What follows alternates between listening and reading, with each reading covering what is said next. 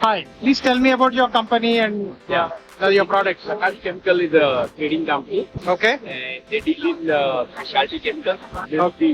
You can classify them as a polymer additive. Okay. So we try and offer different additives for different kind of polymers. Okay.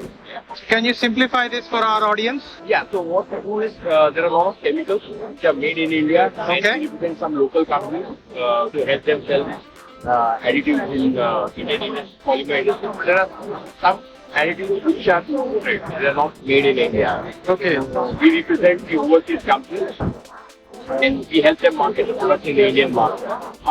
So Indian players can do some value addition and push their product into either local market or export. Okay. Let me dummy down this a little more. Yeah. So please tell me the process of building an end product. Let's say if someone were to build a pipe or tape or some product, can you say, can you please explain? There are granules and there is end product, and in between there are colors.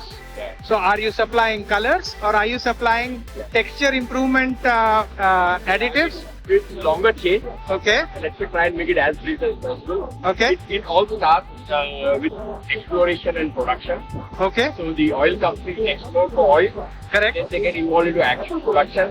Okay. Oil or gas is used. Yeah. Then it goes to the refining process. Okay. When you refine it, you get fuel, mainly like petrol, diesel, aviation turbine fuel, and you get petrochemicals. Correct. Solvents or base chemicals. So these base chemicals further modify into finished products. When you're talking of polymers, there are different types of plastic. Okay. So if you're referring granules, it could be anything. It could be polyolefins, it could be engineering plastic, it could be vinyl, it could be styrenics, Okay. and different resins and different applications. But to convert these plastics into usable, you have to modify properly. You need some good aesthetic appeal, then you add treatment. Correct. Then you want these polymers to replace natural material, like wood, glass, or metal.